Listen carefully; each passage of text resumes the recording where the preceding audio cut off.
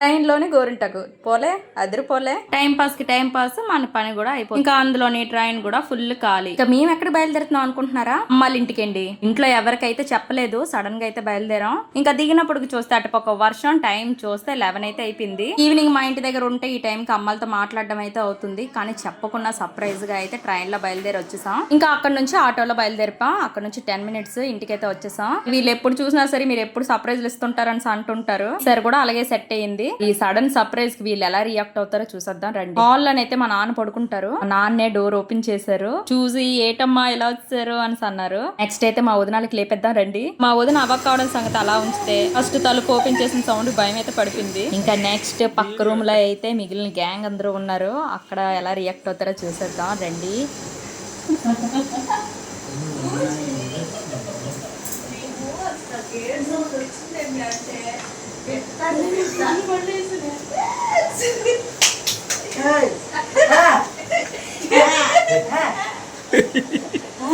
అయితే ఇప్పుడు ఎందుకు సడన్ గా వచ్చామో నెక్స్ట్ వ్లాగ్ లో అయితే చూసేద్దాం. అంతవరకు బాయ్ బాయ్.